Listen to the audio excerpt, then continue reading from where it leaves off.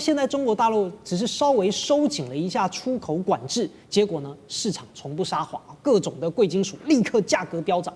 那因此，美国跟日本他们有没有办法来摆脱管制？答案是短期无解，长期痛苦。第一个，时间差。开一个稀土矿啊，你要从探勘啊到投产啊，平均要10到15年。那美国呢，虽然还在努力，但是目前他们还需要把金矿运到中国大陆，或者依赖中国大陆的技术进行加工。想要建立独立的这种重稀土分离线，至少也要等到2030年以后了。此外，也有技术壁垒啊。这个大陆在稀土的分离率的萃取技术呢，是拥有全球80%以上的专利。所以美日如果想要绕开中国专利，你要研发新工艺，这也不是你单纯砸钱，今天砸明年就有的问题。那2026年中国大陆拿哪3张的王牌来压制美国呢？现在我们今天会来讨论的3大主题，包括了大豆，这个是美国的命脉，再来还有就是稀土跟石油，北京如何用这3张王牌来压制川普，有没有效用呢？我们今天会来做讨论。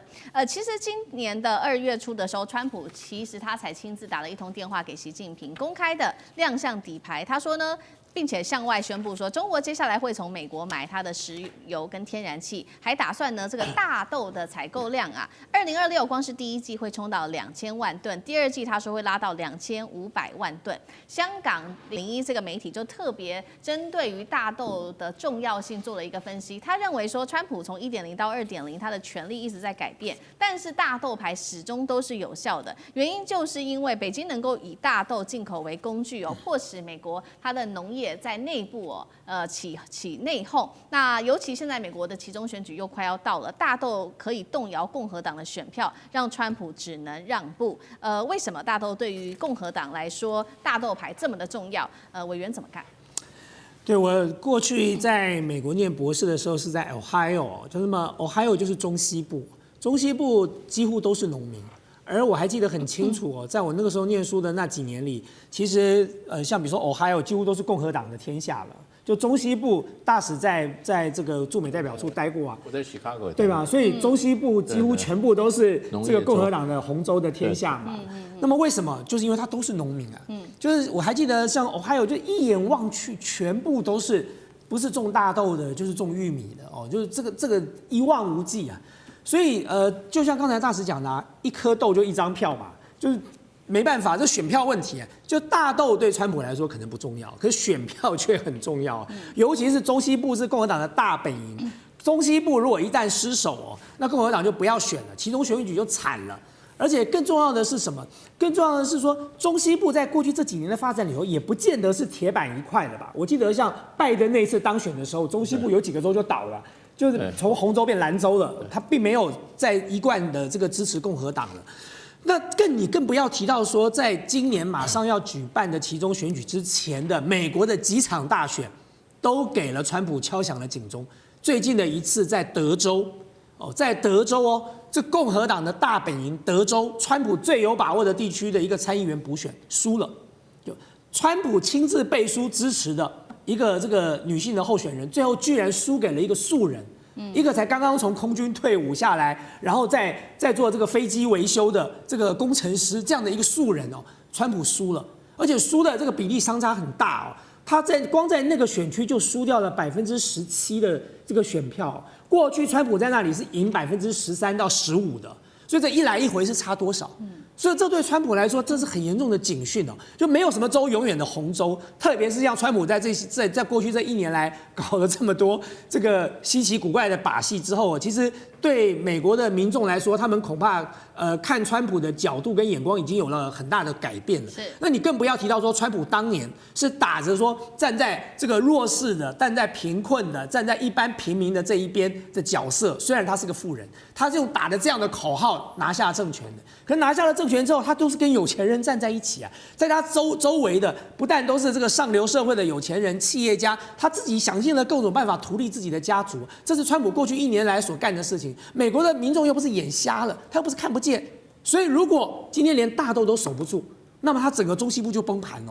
对大豆来讲，各位可能会觉得说，大豆是不是1年买个1次2次就可以了？没有大豆1年可以量产好几遍了。所以中国大陆说，我现在下单2000万吨，好，我就2500万吨这一季，那下一季呢？下季呢？接下来呢？它随时可以不下啊。所以对于这个大豆的或者是像玉米这个农民来讲，他们要的是一个长期稳定的订单。可是中国大陆现在很厉害的，就是说呢，它就是一段一段的给哦，就是说好到这一段，那么我这一季下，可下季有没有下呢？下季订单来了没有呢？没来，那就要等接下来你的表现是什么啦。所以光是大豆这件事情，就是牵动了整个中西部的这个选票的走向。那你还不要讲说像玉米，还有其他的这个农产品，这些都是会造成很大的影响的。这就是为什么大豆永远都是川普的一个重要的软肋，因为他的选票就来自于这些农民。好，所以中国大陆用大豆来牵制美国，这个一季一季来下大豆，已经不是这种稳定的在买哦。来看看美国的表现如何，这个是大豆牌，看起来是完全有效的。那另外一招牌就是稀土牌，尤其是中国大陆在近期，因为对于这个美国寄出了非常多稀土的出口，所以呢，我们可以看到这贵金属的价格在近期狂飙。几个比较重要的贵金属，我们今天制作单位有把它找出来，包括了锑，现在呢1公斤来到了$4000，那镝每公斤$960，创下10年新高。这2个金属是用来制作电动车马达跟先进武器的。再来看到另外2个金属，价格同样是创今年新高，一个是镓，冲到了$1600，另外就是乙。同样也是这个价格狂飙，那这2个主要是用来做雷达跟飞弹导引。那现在看起来，北京的稀土牌，如何牵制美国？汉庭又怎么看？在过去几年呢，美日等国啊，一方面享受着中国廉价的稀土供应，一方面呢，却又在技术上对华卡脖子。2026年，北京的信号很明确，如果你们要搞小院高墙，那么我们就断掉墙内的水电。所以整个稀土最关键的命门就在于中国大陆掌控的全球70%的稀土的精炼产能，而且超过90%的高纯度分离能力，以及全球稀土永磁材料超过80%的产量。而这是一条从矿山的开采、冶炼分离到高端磁材制造，再到下游应用认证的全产业的闭环。所以过去15年呢，日本也想方设法想要降低对中国大陆稀土的依赖哦。整体来看，从90%降低到这个50%，但是呢，在更关键的重要的稀土领域，依赖大陆仍然高达了92%。所以当现在中国大陆只是稍微收紧了一下出口管制，结果呢，市场从不撒谎，各种的贵金属立刻价格飙涨。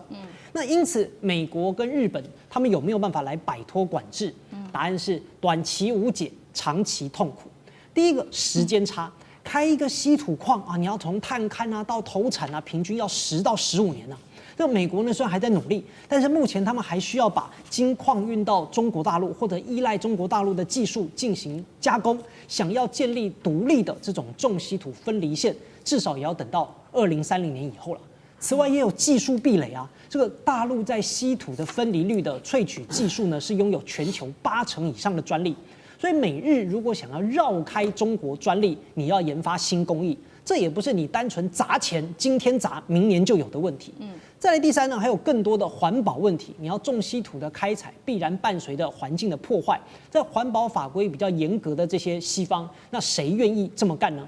所以现在虽然美国大张旗鼓搞一个什么的矿产联盟啊，反华矿产联盟啊，但实际上内部也是矛盾重重啊。欧洲强调环保标准，美国注重控制权，日本想要解决当下的燃眉之急，而更关键的，中国大陆本身就是全球最大稀土的消费市场，所以它的新能源汽车啦、风电啊、机器人啊，自己都要需要。所以简单来说，美国就算搞出了很多稀土，但也很可能有产能没订单，有样品没认证。新的一年，中美之间有非常多的角力。我们同样是请到3位的我们的主持人一起来看看今年在中美的角力上面3个绝对是大家最关注的议题。那我们今天会就3个议题来一起做分析。首先，第一个，我们今天会讨论的是金价狂飙的议题。第二个是金价狂飙，同样也是因为现在地缘政治不稳之下，那川普这个人的变数实在太大，所以可以看到最近的金价一直在不断的上涨，甚至创下了历史新高哦。这是金价狂飙，我们会来聊。那这个等一下10会跟我们分享有买黄金嘛？那再来就是静乔会跟我们聊 AI 的晶片战。那我先想要跟观众朋友来聊的就是关税，中美之间的关税战，这个峰回路转，到底现在对于谁的影响比较大？包括其实我想要来聊的是对于美国的影响，对于中国大陆的影响，跟对于台湾的影响会是各自是怎么样子的？好，等一下我们会就这些议题一起来做关注。好，那我先来分享，就是因为川普其实执政到现在已经刚好是满1年的时间了。那我们看到他的关税战到底，因为他一直说希望美国的制造业回流，但是到底对于川普对于美国的本土的经济到底有没有提振的作用？其实我觉得这件事情不可以现在就立刻说有没有效果，因为还要再拉长时间来看。但是确实现在美国国内的通膨问题已经是可以说是完全的失控了，那是非常非常的严重的。那再加上因为现在除了这个关税的成本加上去的时候，很多的企业他们开始做裁员，因为压力太大了。关税的成本之下，美国很多的企业做裁员。其实，在去年一整年，我整理出了美国企业到底哪一些企业做了比较大幅的裁员，而且都是知名的公司哦。大家没有想到的是，光是前11个月，美国的裁员人数已经高达了110万人。哦，过年讲这好不吉利。对呀、没有办法，因为人之后还会陆续被机器人没错，取代没错，没错。大家都要面临这个问题。对，那其实我蛮多的朋友，他们在美国科技业、矽谷工作，也有一些朋友在 Google， 有一些朋友在Facebook。然后都是大型的朋友怎么都这么优秀、啊？就是工程师，我们也是他朋友啊。也可以，也可以。然后呢，他们就会跟我们分享说，他们其实赚钱赚蛮多的，赚蛮快的，但是他们也非常的忧心，甚至也有跟我们年纪差不多，他们就说已经结婚了，不敢生小孩。我想说，哇塞，你们2夫妻在矽谷工作，不敢生小孩。后来问了一下原因，除了说现在关税战压力在当地他们觉得生活成本变很高之外，他们觉得以后结婚生小孩，已经结婚了，要生小孩之后的那个奶粉钱，然后还有食物的费用，他们光是想到说什么要买奶粉、买那些育婴的用品，都觉得说是不是可以拿一些2手的育婴用品来做使用，可以节省下比较多的钱，因为接下来要面对的就是这个育婴啊，还有学费等等这些教育费是非常非常高的，所以他们也是觉得说能省就省，而且他们在另外一件事情就是说，现在 AI 发展，等一下静巧会来聊，AI 发展的非常的快速，现在也各个企业他们也想要省成本，所以大幅的裁员。那我在 Google 的工程师他是这样说的，他觉得说他现在能够赚就赶快赚。能赚多少就赚多少，他很担心，其实有一天他自己很快就被裁员了，所以他现在也是把握机会。那我刚刚说了嘛，就是有几家比较大型的公司在裁员，我们看到个十百千万哦 ，Amazon 亚马逊就裁了3万人哈，然后雅诗兰黛裁了7000人，然后再来看到这个是宝乔7000人 ，UPS 34000人，这个是 Kiehl's 就是知名的化妆品彩妆品牌9600人。所以这样种种加起来，其实都是知名企业啦。Starbucks 也裁员嘛，总共是110万人。美国的中产阶级还有精英阶级，其实都在这个名单当中。那关税战到底对于美国来说有没有好处，还要持续的观察。但是对于中国大陆的影响有没有？其实现在也是还在持续的发酵中，但是有一件事情我觉得比较特别的事情是在去年的时候，中国大陆的出口竟然是创下史上新高，那它的这个贸易顺差已经高达了1兆美元，这是他们应该算是近期表现最好的一次。就是说，他们的产品现在不卖到美国去了，那你就会想说，少了美国这么重要的市场，他们的产品去了哪里？结果就是去了非洲国家啦，那去了东协国家啦，去了拉丁美洲卖电动车，他们的能源产品跟储能的设备等等，所以在这边就有另外一个拉货潮。那往美国的出口少了19%，但是其他的这些国家拉起来，所以他们反而是贸易是顺差的，高达了出超金额高达了1兆美元。那刚刚讲说，你们猜在美国？就是现在有一个叫做这位是资产管理专家麦可格林出了一个问题，他说在2025年，美国的一个家庭要赚多少钱才能够感到说自己生活没有这么拮据？我们用台币来换算，你们觉得应该是多少？那你有亲戚在美国嘛？有啊，他们有没有跟你讨论过一年要赚多少？没有，1个月没有20，基本上生活开销20万新台币，所以等于是1年也要超过400万。300万，差不多啦，300万。美国那个小费吓死人，光是出去外面吃个饭，你光是要付小费，就很多隐性成本你根本看不到。我现在都不太敢去美国，去美国人人变大厨，这真的只能回家自己煮啊，要靠自己煮饭。然后，所以这个资产管理公司的这一位 CEO 的专家，他就做了一个答案，答案是14万美元。那我帮大家换算一下新台币，就是455万新台币，你才会，这不是说这薪水很高了嘛？这只是说你可以感到生活没有这么的拮据，就只是刚刚好而已。那主要就是因为现在美国人就是病也病不起，因为成本都太高了，然后育儿费等等。那这个可支配所得这件事情是蛮重要的。过去可能大家会认为说，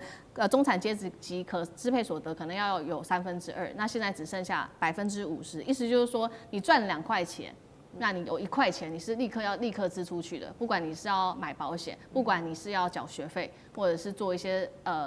或者是买食物等等，这些都变成你立刻要支出的，这样，所以现在的压力是非常的大。是。那关税战对于中国来说有没有什么样的影响？我觉得刚刚说的是好的，是出口大好。但是其实自己内部，中国大陆现在也面临到他自己在内需上面的一些比较困难的地方，包括它的整体的内需现在已经没有之前的这么好，整体的内需还在放缓当中。然后中国大陆自己内部的竞争非常的激烈，年轻人找工作等等内卷的问题也是他们要解决的，还有消费啊必须要被拉抬等等。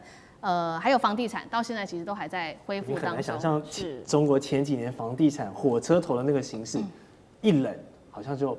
一直好像救不太回来的感觉。对，所以现在在这个房地产的部分也都还在努力的拉抬当中。那这是中国大陆它在跟美国面临完全2个不同经济体完全不一样的问题。然后我接下来又画圈了，太好了。那我来赶快来比一下。我其实想要看的还有另外一件事情，就是在这个关税战之下，那现在有关于人均 GDP， 因为新的一年2026嘛，美中台3个国家3个地方，那大家这个薪水的表现到底怎么样？我们来看一下现在的薪水表现。中国大陆今年的人均 GDP 是13800元，美国是89600元，台湾是37827美元，这个上升幅度是最高的，11%耶。但是都是集中在科技业啊，台积电、联发科、记忆体那些人，都是给半导体的人才。传产很辛苦啊。对，所以现在台湾的自己面临的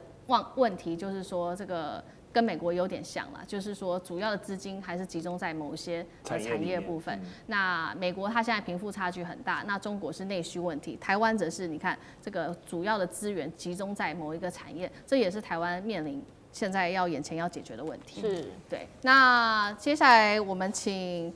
依林来跟我们分享买很多黄金好了，因为我听说买了很多黄金，聊产业嘛，产业没有难怪这么开心，来聊一下黄金。好，过年嘛，聊黄金就是要金光闪闪、珠光宝气一点。好，其实呢，这1年我们看得下来，黄金的涨势是真的非常夸张，它不是说这种小涨，它是做火箭般的速度在上涨。其实你从制作单位的图卡，你看到他说去年黄金的涨幅超过60%。其实，在我们录影的这个当下，现在金价已经喊到上看6000美元。你以前可以想象说6000美元的金价是什么？对呀，太高了。好，而且刚刚我在隔壁棚播新闻的时候才播到说，这个北京呢，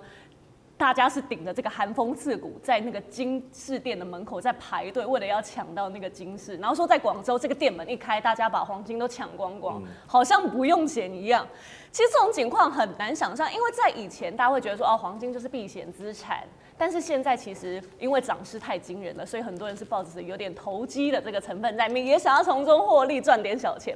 以我自己来说，因为我之前像比如说股市方面，我投资的都是美股嘛，然后台股都是比较以科技股为主。但是呢，我那时候就有默默在去年大概7月左右，我收藏了一些黄金的 ETF。然后到我收藏进去就忘记了，然后到12月的时候想说检视一下我今年的投报啊什么的，就翻开一看7月到12月我的那个投报，如果我有投的话，它获利是7.5%你说台积电有可能短短几个月获利7.5%吗？然后我就吓到，可是我吓到当下想说，可是现在都这么高了，还会更高吗？但是我那时候就抱持着现在不进场，我到时候一定后悔，所以我就小买了一些。12月，对，12月，12月底快1月的时候，我就小买一些。然后呢，这中间我就是定期定额，可能就是小买一些。然后到现在你看我们录影呢才1个月的时间，其实投报大概3-4成，非常可观的获利，真的就是连现在那些 AI 科技股、妖股，其实都很难比上的一个价格。是。但我们要聊到就是在讲说，其实大家以前都会觉得说黄金就是避险，那为什么现在黄金这么热？从国际局势上来看，其实就是因为说现在全球经济通膨的压力真的太大了，还有地缘政治很紧张，然后还有美元的波动、利率政策这些不确定性。那你的资金会想要找一个安全的出口嘛？那甚至这个出口也可能让你有一些小小的获利，所以就涌到黄金这里。黄金很理想，这几年美债的表现太差了。是啊，以往大家会买美债，对，这几年都觉得黄金的表现更好一点。现在大家都在抛售美债变债王，也是因为川普政府的做法跟作风啊，让过去美元霸权的这样的一个公信力，我觉得受到蛮大的打击。对，但毕竟我们现在录影当下，我也没有要大家投资的时候还是要理性思考。对，毕竟现在在高点嘛。对呀，不要说我们叫大家一直投资，因为你还是要做好自己的这个风险控管。对，因为毕竟说现在金额真的蛮高，那你如果会觉得来不及的话，要怎么样参与？其实我有给大家一些建议，包含说你不要一次投入太多，定期定额、小额的参与，然后你可以用一些比较亲民的方式，因为现在很少人，你说买金条放在家里面吗？因为很担心被偷，你可以选像是定期定额啊，或是一些小金条、小金饰，我觉得也可以啦。毕竟女生嘛，尤其过年又到了，我觉得投资自己一些小金饰也是可以。然后长期配置，比起你短期的波动，其实是更关键的事情。好，太好了。那这个是金价的部分。那我们今年的第3个关注话题，2026，还有一个是 AI。对，刚刚我有提一点点 AI，那剑桥又怎么看？AI 跟晶片当然就是去年一直从2025然后延续到2026的一个主轴嘛，大家都知道。而且辉达200这个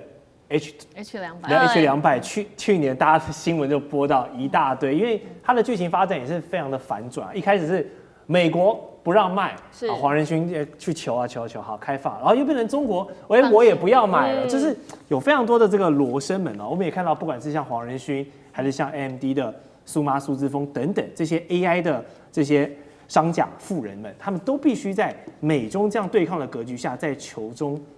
从缝隙中求生存的这样的感觉。那川普政府表面上放行了 H200出口，但实质上它也是附加了这个出口的附加税嘛，就被业界称为是一个算力的保护费。那我想全世界应该也只有川普是可以这样搞的，所以那黄仁勋他们也就必须要妥协，因为就是现在的美国当家者是这样子玩。那我帮大家提几个重点好了哈，我觉得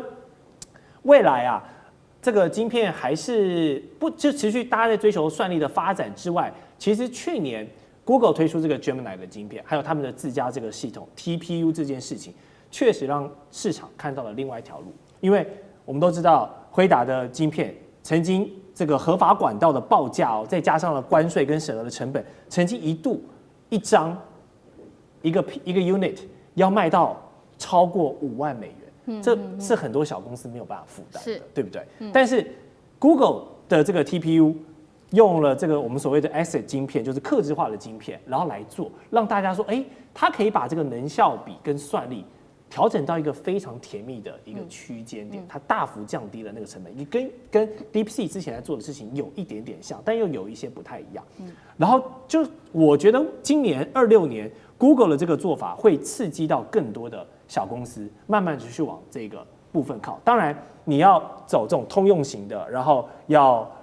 涵盖的广泛包围的，你当然还是辉达的晶片是首选，但是更多的这种小公司二三线的公司，他们也可以透过像跟 Google， 不管是用租用的方式也好，或是用合作的方式也好，借由 TPU 这样的一个东西，然后去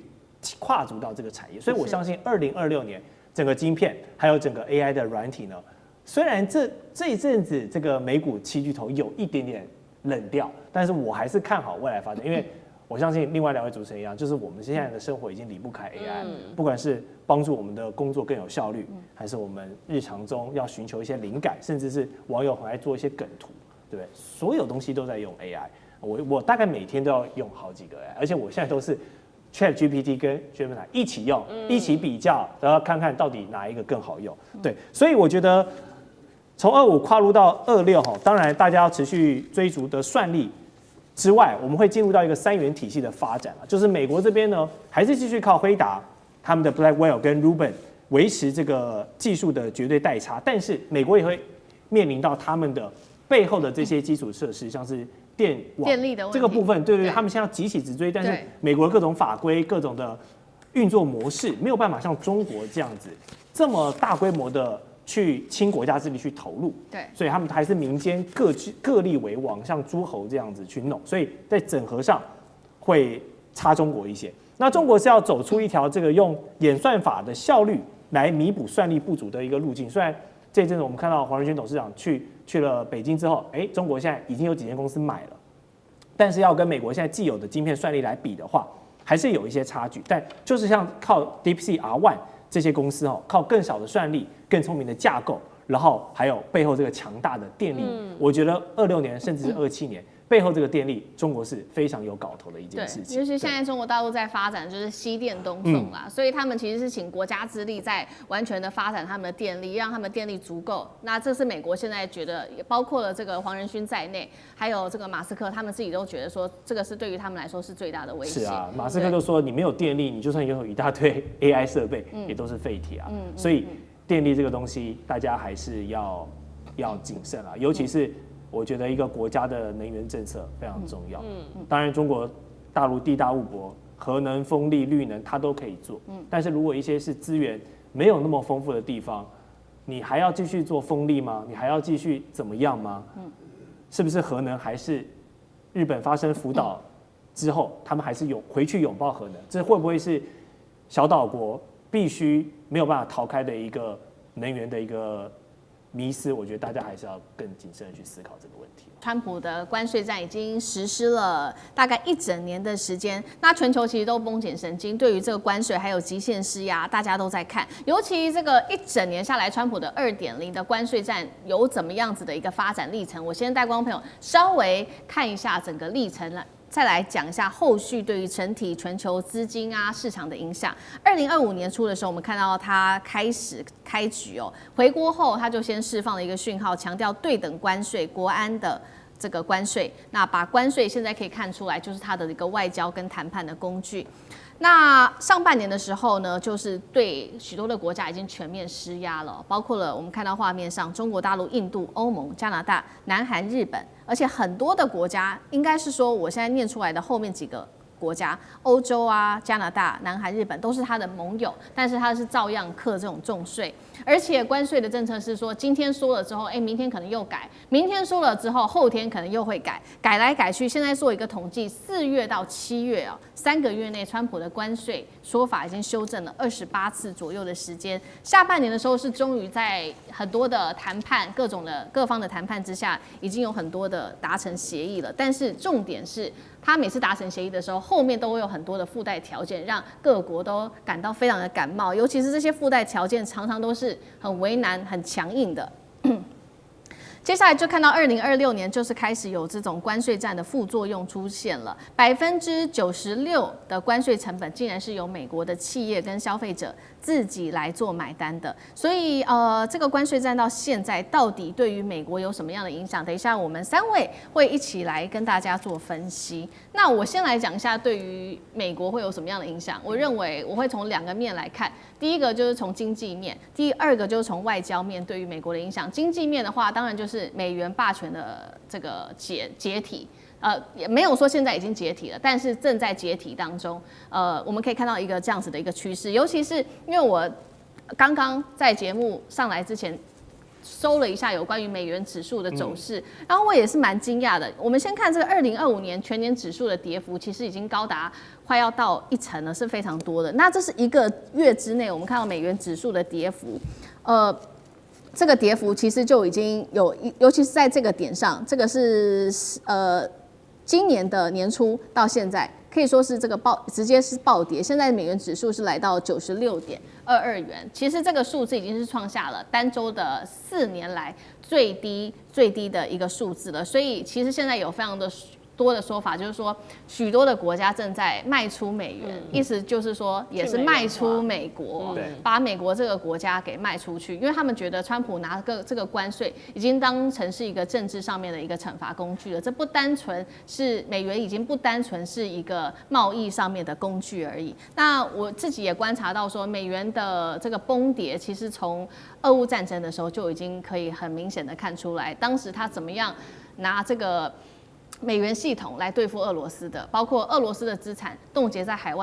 外的这些资金，他就直接把这个系统，还有包括它的 SWIFT 的系统给关掉，让俄罗斯无法做使用。当时其实很多的国家就看在眼里，就会觉得说，哇，我美元这件事情，还有美国的整体的体系到底是不是可以信赖的？如果有一天我跟美国的关系不好的话，是不是很快的他就不会让我使用这些工具了？所以美元霸权的崩解，其实从俄乌战争的时候就可以很明显的看出来。那现在整体的国际资金也开始做了一个非常大的一个迁移哦。那包括了我查了一下，包括欧洲的股市现在有非常多的吸引力，现在资金从美元逐渐流向欧洲股市之外，还流到了日元。再来就是受惠最多的是这个新兴市场，我们知道的这些东协国家，它的 MSCI 指数已经连5周狂涨，大约幅度达到7%。不要小看这个幅度，因为我们看到那个美股不是狂飙吗？那其实标普500的狂飙的增幅其实只有1%左右而已，所以可以看到是有非常显著的增加的。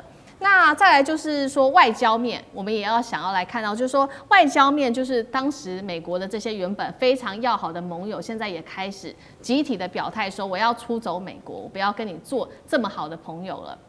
尤其我觉得最近的新闻的热点就是加拿大的总理卡尼，对，卡尼态度非常的强硬，他就觉得说，你美国，他直接说了，他说你美国根本就是一个不正常的国家，你不是一个正常的一个体系。他也去讲说，他认为川普是非常非常的疯狂的，然后他也号召说，我们只要是中等强国的国家，我们在这个时候都应该要站出来，一起去抵制美国。这是卡尼，这是加拿大以前不敢做的事情。我们知道之前的这个加拿大跟美国的关系，这么的好，但今天出现了这样子的一个变化，而且加拿大的关系其实跟中国大陆过去也蛮紧张的，因为孟晚舟事件。但是有在卡尼的带领之下，现在也正式的破冰了。卡尼现在也跟中国大陆谈了非常多的条件。那中国大陆最新也买了10艘来自于这个加拿大的他的犹太子，对，他的这些10艘的船全部都买。犹太子啊，全部都买上去了。那这个卡尼，我也觉得他是一个非常今年我们在节目上可以特别关注的一个人。他是一个经济学家，然后他很有自己的想法。他也曾经是这个哈佛、牛津大学的高材生。然后呢，他的背景包括他在高盛啊、英格兰银行待过，所以他知道说对于川普的话应该要怎么做，才可以治他。那还包括了说，其实这一次加拿大也很精准的预料到说，这一场关税战对于美国的伤害其实反而是比较大的，因为呢，其实加拿大虽然3/4都是出口到美国，它的商品出口到美国，但是其实有很多的企业都是。美国自己的企业在这边做，不管是通用汽车、福特汽车等等，其实都在加拿大这边做生产的。所以卡尼这种带起了其他的盟友一起来抗美的这个趋势已经在成型了。然后我也把这个几个国家列出来，最近呢，开始访问中国大陆跟中国大陆交朋友的国家，南韩总统李在明开始转向加拿大卡尼，还有芬兰到英国首相施凯尔、乌拉圭、德国等等，都是美国最好的盟友。所以我觉得在这一场关税之下，不管是经济上美元霸权的解体，或者是在盟友的关系上面的这个解离都是非常明显的。其实我在加拿大住过大概将近2年的时间，加拿大真是一个民风淳朴的地方，大家都非常的好。然后你看他们过去总理的人选，不管是现在的卡尼还是上一届的杜道，都是给人一种温文儒雅、学者风范的感觉。可以把他们俩都气成这样子，你就知道川普真的是很夸张。对，我们就必须要讲，2025年他回国白宫，马上就端出这一个对等关税，然后呢，把过去美国人最讲求的谈判还有合约精神，我觉得被川普已经有一点玩烂掉了，变成说好像他现在持续的对他的盟友。对他可以占便宜的对象，在持续的勒索。刚刚我们提到加拿大，过去跟美国是这个兄弟之邦然后都可以一直用言语上去羞辱这个跟你关系这么紧密，不管是文化，不管是军事，不管是贸易的一个人的一个群体，我实在不懂川普一直这样羞辱加拿大，对自己有什么好处？只是在显示说我们这种大美国主义，我们这个唐罗主义，然后加拿大我反正我搞定格陵兰之后，我就要再继续搞定你的这种感觉，我觉得这是一点都没有必要。好，或许加拿大对亚洲的一些观众朋友可能觉得太远，我们就拿韩国来讲好了。李在明这个总统，我觉得他很聪明，好不好？过去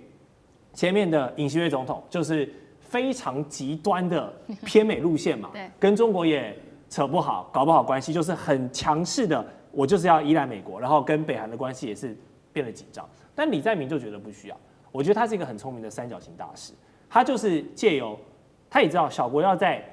强权之间生存，你必须要周旋，你不能单压欧印哪一个地方。所以他上任之后，跟川普面子也给川普做得很好啊，好吧？但是川普把焦点转到其他事务的时候，他又去跟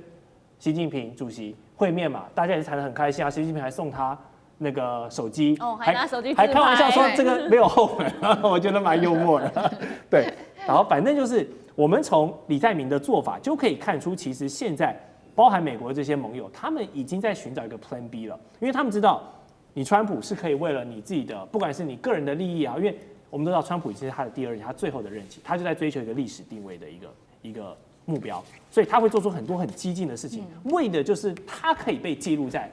这个历史记录书上面。因为美国总统上已经四座总统，应该不会再加第5个总统，所以他必须要用其他的方式。那不管是这样子为美国争取关税，搞得世界天翻地覆，还是想想看又要拿下格陵兰，又要怎么样，又要处理这个加萨，然后处理俄乌，他都想要在历史上留名。好，这个已经是大家都知道他想要做的事情。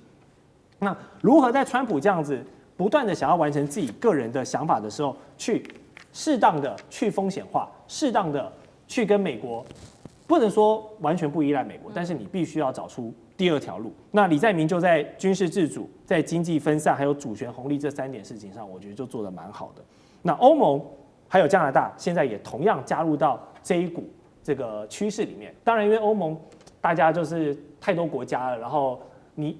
这个法国有法国的利益，德国有德国的利益，有时候很难瞧在一起。但是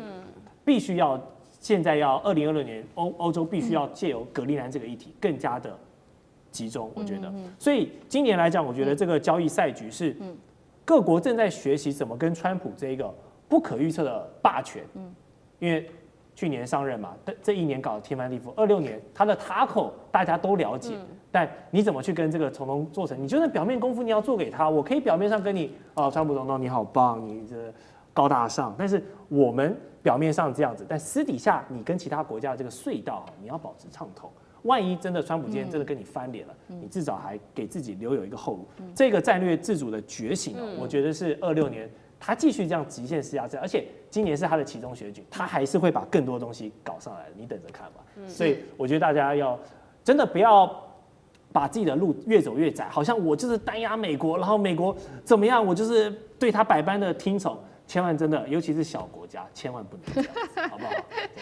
心有戚戚焉。好，来依林有没有要分享的？好，我会觉得这几年我们一直在讲，就川普第2任期以来，每天的国际新闻焦点就是川普。但是我在看川普，我自己就觉得他很像，你们有没有看过那个动漫《哆啦 A 梦》？我就觉得他很像里面的胖虎，就是我很有气势，我拳头很大，不讲武德，所以然后制作团队问我说，你在你的那个生活环境、办公场所里面有没有遇到像川普这种角色的？还好真的没有。我们公司的人都还蛮nice。对呀，我想说，我天哪！因为讲到其实川普的作风，以他国际间的局势操作来讲，其实是有利有弊，毕竟他是商人出身嘛。你说他这种方式，他的决策就是我很直接、很冲，短期内你确实可以看到一些效果反应出来，没有错，像是我的贸易谈判啊、外交策略，我直接把球给了你，压力给到你身上，你势必就要做出反应，所以它是会有一定的成效。但是呢，有时候对手就是还没有反应过来的时候，川普突然又 chicken out 了，对，然后再来说他的风格其实有很多的不确定性，包含了像他第2任期上来之后，中美之间的关系的恶化发展等等，还有对欧洲盟友都已经是盟友，他对他的态度还是可以。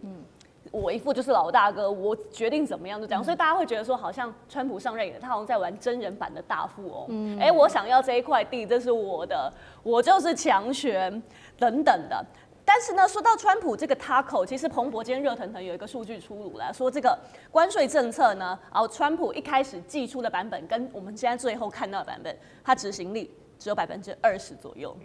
所以其实真的就是 taco。那如果你问我说，真的在办公室里面遇到这种人，我该怎么样自保？其实刚刚我觉得静乔讲得很对，我有2点想跟大家分享。那刚刚静乔讲到，就是我本来要讲第2点，就是这种人他行事很快，冲击很大，但是你私底下你刚刚说的这个隧道，就是你要多准备一点，要多留一手，你不能好像就是被他带着走，因为等到他出招，其实你来不及了。那还有一点重点，我会观察的是，我会看他这个人的最在意的点是什么，容易情绪化的点是什么，我们就不要去踩到那个雷。因为以感情来说，这可能是有点 PUA 的倾向，不觉得吗？你可以学高市早苗跟李在苗，我觉得这一次川普亚洲行，日韩2国的领袖都把面子做好做满给他，是他好事做到底，他最喜欢这样，是。但这种 taco 型的人物，你说他虽然霸道，可是观察久了，你也会发现他其实就有一个规律可行啦。所以呢，他也可以，你短期短期来看，你会觉得好像很受到刺激啊，像股市啊上冲下洗，其实回推其实也创造不少的机会。然后这时候团队问我说，那如果你遇到川普，你有什么话想跟他说？我会说，拜托这个要做重大决定，有利空或利多消息之前，先跟我说一声。那你要是川友友啊，像上冲下洗很紧张。我也必须要讲一点，川普总统虽然2025年他上任，然后给世界带来很多的局势，但是也对于投资者来说，他确实是一个很有趣的人物，因为他会是市场上最大的黑天鹅，他可以人为的去干预市场的情绪。那如果你在这个时机点你大胆的话，你可以获得不错的风险跟报酬。好，接下来我们要来特别关心到是川普又不开心了，抢钱抢桥，现在还要生吞加拿大。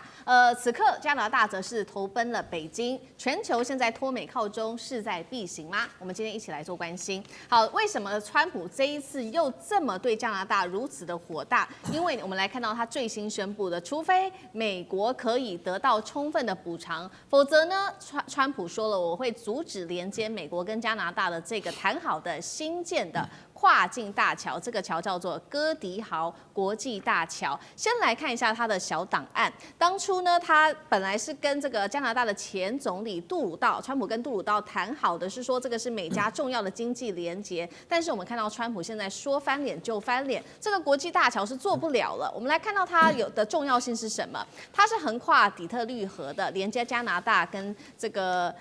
连接加拿大的安大略省跟美国的密西根州的。那其实目前看起来产权是由加拿大跟美国一起共同持有，但是我们说如果是出资跟管理的话，则是完全由加拿大来做掌握。预计2026，就是今年，照理说就可以完工通车了。但是现在川普反悔了，他还翻脸就翻脸，要求加拿大说你要交出1半的资产，否则就别想这个去做通车了。委员怎么看？现在这个连这个大桥都被他拿来当做筹码了吗？对，我那时候在美国念硕士跟博士的时候是在 Ohio State 所以 Ohio 的上面就是 Michigan 嘛。那我记得我们那时候同学在放假的时候常常去加拿大玩那么去加拿大不外乎是2条路线，一条就是直接从 Detroit 进加拿大那么另外一条，如果你要去尼加拉瓜瀑布的话，你就要从纽约州的 Buffalo 进加拿大，这2个不同的路线。所以其实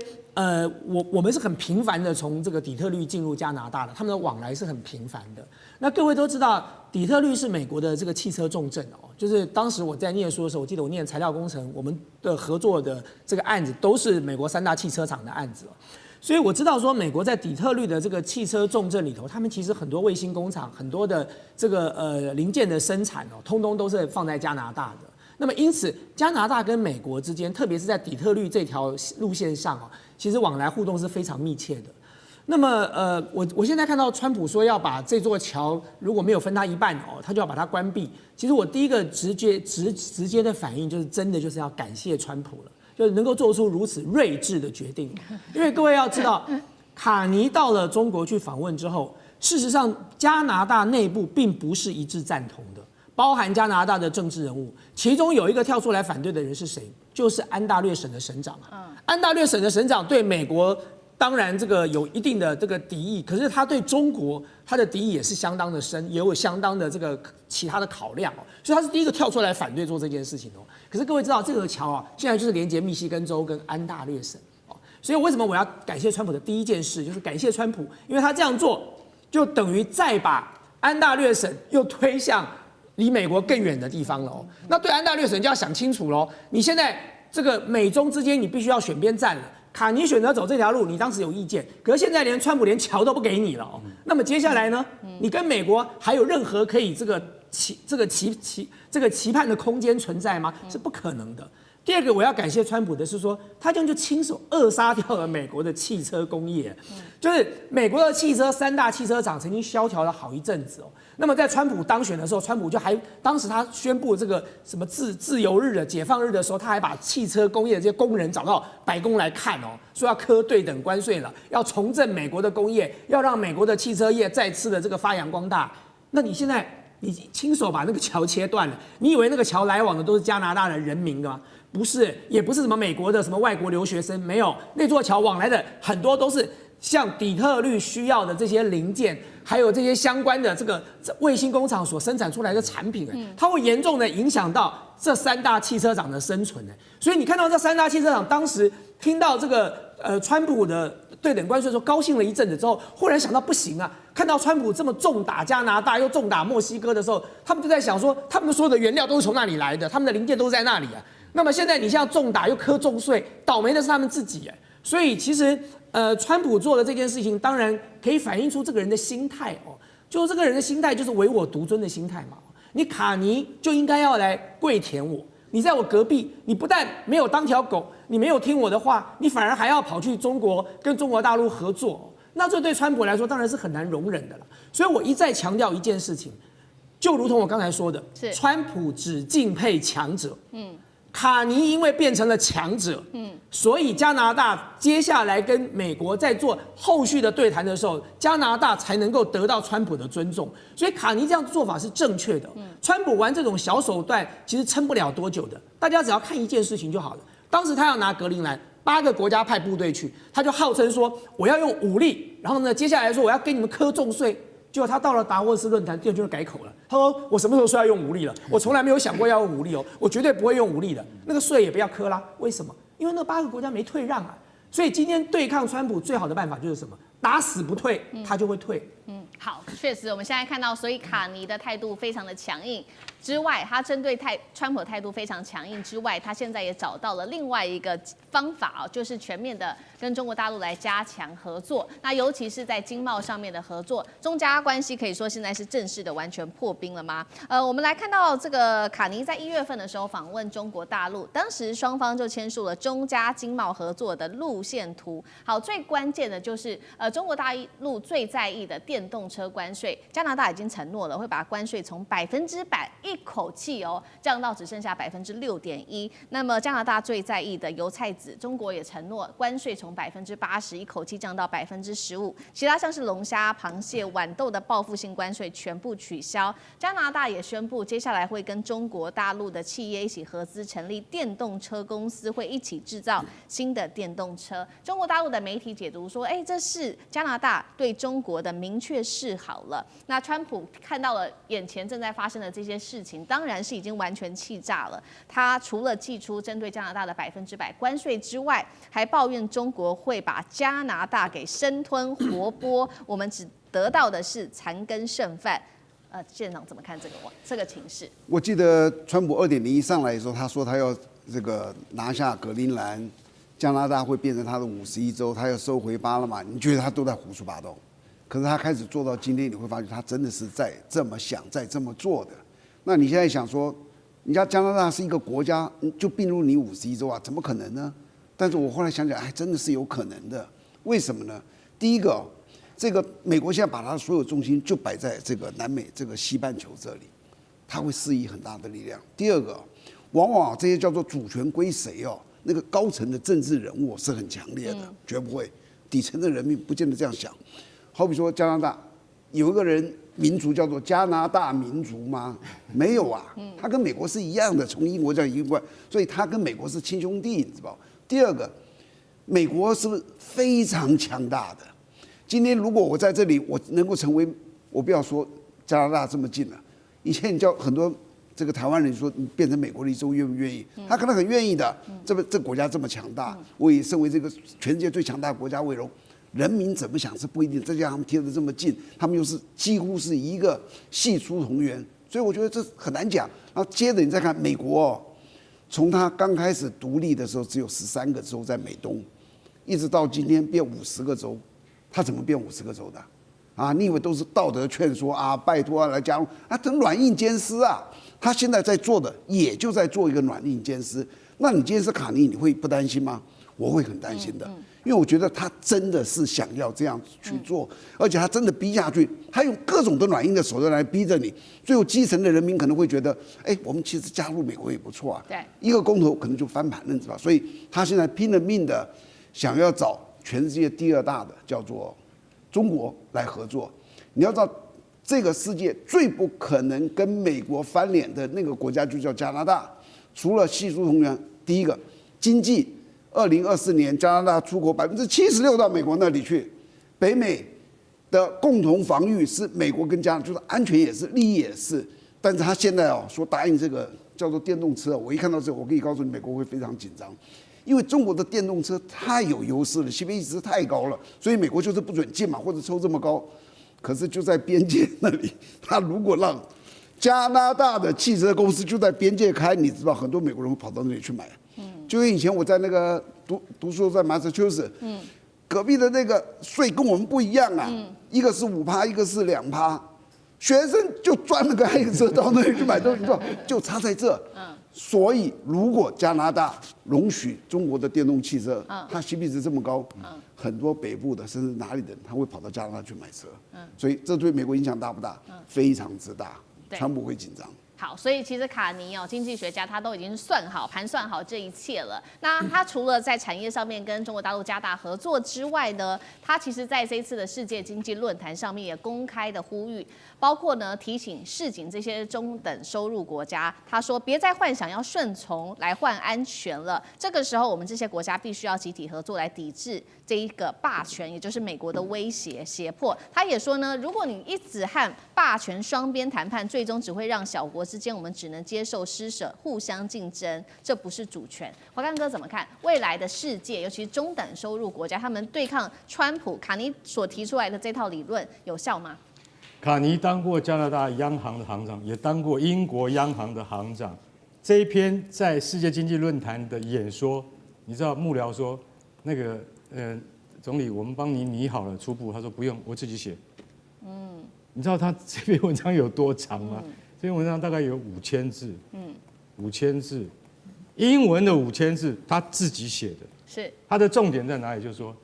你绝对不要以为你有霸权可以依附，你就得到了安全。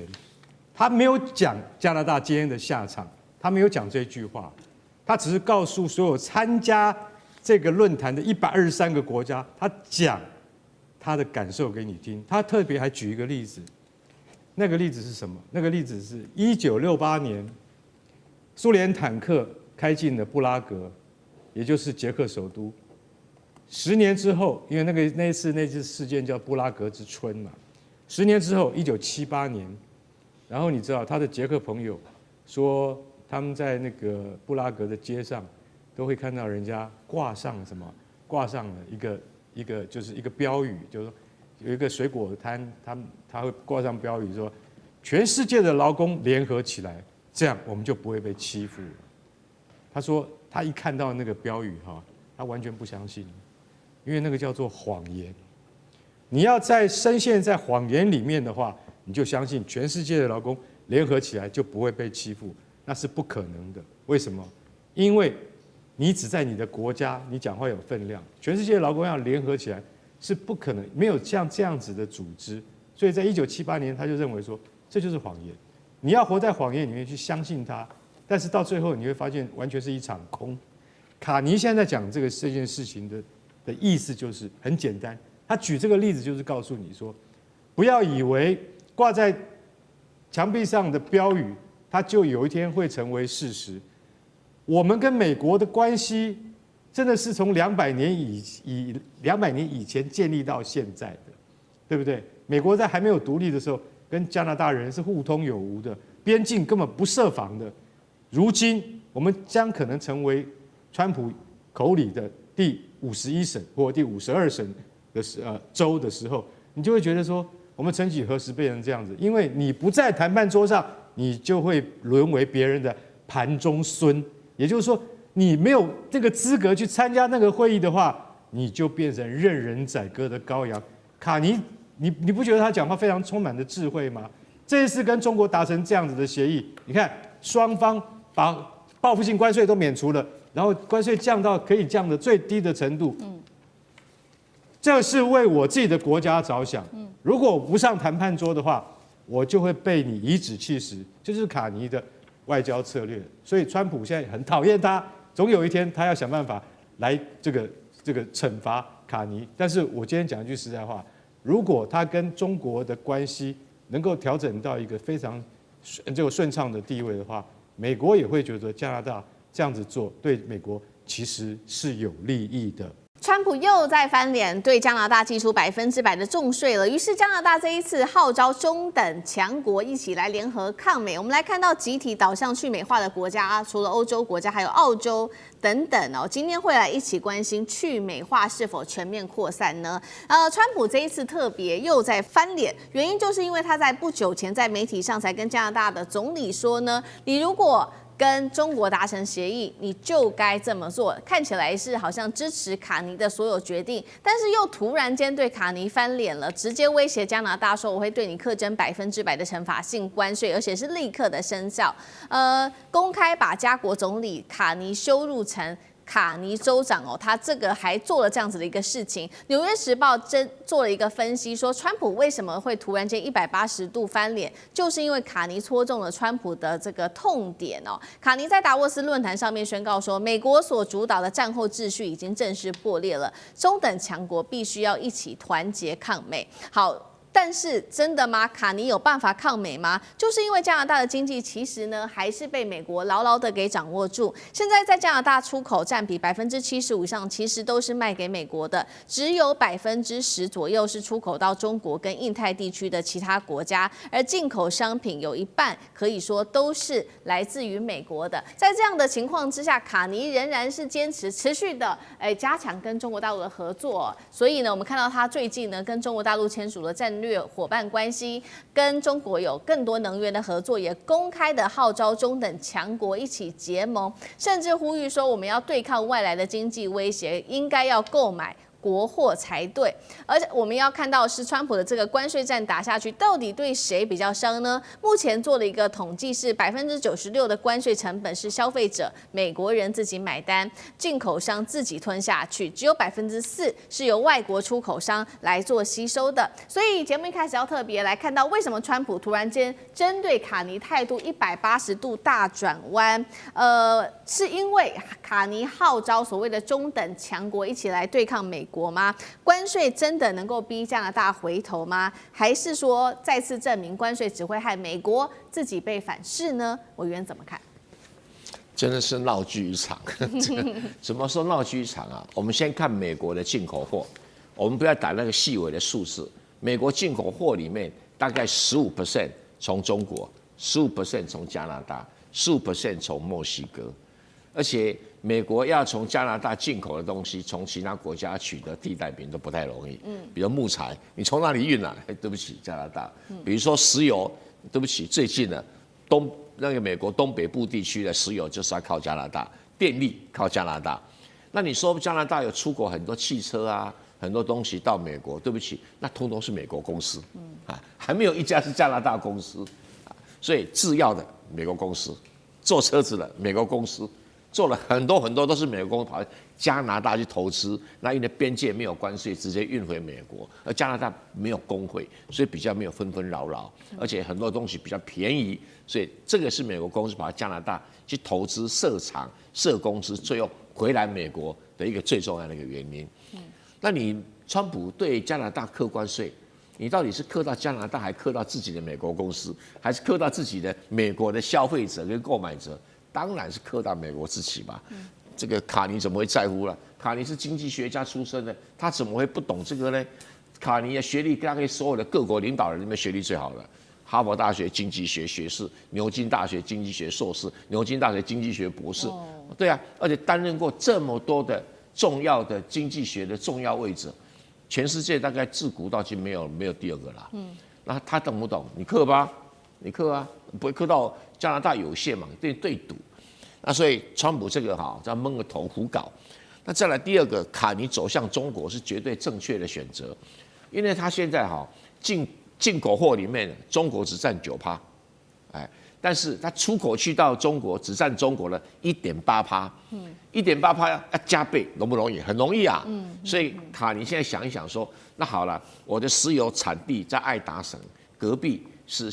这所谓英属哥伦比亚省，我就拉个油管就到那个太平洋岸边了嘛，就直接由中国来载走，天然气也可以，然后这个石油也可以，所以而且中国要答应跟他买，所以这样子它的石油产业就不要完全靠美国啦，可以卖给中国。那第一个解套，第二个农产品，在中国那个市场，你多少给他喂大都被吸光了，所以他很快可以从目前的占中国进口1.8%，要升到9%，有什么难的？可是问题到中国的9%，到美国大概都降一半了，剩下你美国公司自己生产了，那你爱克吧，请便啊，他无所谓。所以卡尼是有这样一个算盘的，但是川普是，我觉得他这个人很小心眼就是说他去演讲底下都嘘声，然后卡尼演讲底下一直鼓掌，他面子过不去啊。所以他不是真的因为说你跟中国达成什么协议，绝对不是。他这个人就觉得到任何的场合，我就是要聚光灯的焦点我要全场里面最受欢迎的人，就发现他不是去 Davos Forum， 竟然说被大家嘘，而且卡尼上光芒万丈，所以他这个东施在气西施太美丽这个没办法那所以要羞辱卡尼是州长，卡尼根本不会甩他。卡尼说。讲得很白，他回去又对那个他的自由党的群众演讲，他就说他要跟美国坐下来好好谈，但是这个谈判是在2个主权国家之间的谈判。哇，现场热烈，因为加拿大觉得他挺得过去，那加拿大挺得过去，但是卡尼说要跟中等强国合作起来抗美国，那是天方夜谭。什么叫中等强国？念给大家听，德国会吗？日本、印度。英国、法国、意大利、巴西，还有谁啊？还有这个韩国、墨西哥、澳洲，找不到人会抗美啊！所以我是觉得有人说欧洲觉醒了，我说是啊，欧洲觉醒了，但是精神觉醒肉体瘫痪这个没有用的。好，同样一个问题，请教杨老师怎么看？没有错啊，加拿大出口的商品70%到75%是卖到美国去。加拿大对美国的投资，其实一直以来都是美国的境外投资的 No.1， 然后呢，卖到中国大陆大概7%到10%吧，可是呢，正如刚才蔡委员很正确的点出来啊，加拿大卖什么东西到美国？卖石油、天然气、木材、汽车零件，还有矿产、黄金、白银、铜矿。那有一些是加拿大的公司，有一些是加拿大、美国的这个合资，有一些根本就是美国的企业。那因此我们在美国的时候，你都不感觉说，加拿大的存在，因为加拿大真的是美国最近的小弟，甚至真的某种程度心理上都变成是美国的一部分，因此在整个过程当中，加拿大人会觉得川普对加拿大的态度是最不应该的。因为从头到尾，我们比英国比你还要更贴近你，跟你在经济上、安全上以及价值观上、外交政策上这么的一致，结果呢，现在你来对我们这样子的侮辱，我觉得卡尼上来就是表现出他理清楚了这些是美国需要加拿大，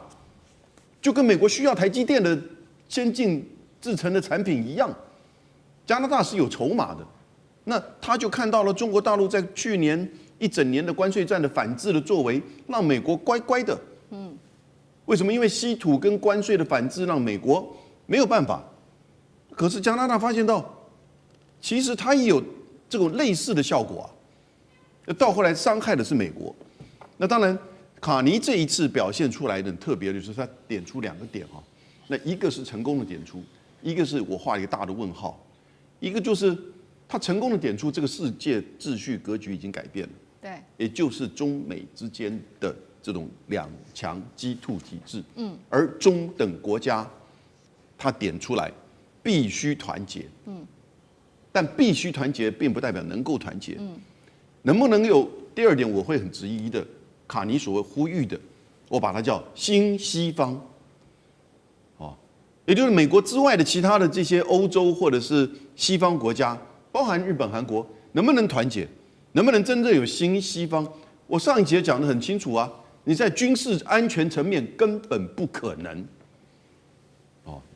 你一切回到一个多极格局当中，你安全才是核心。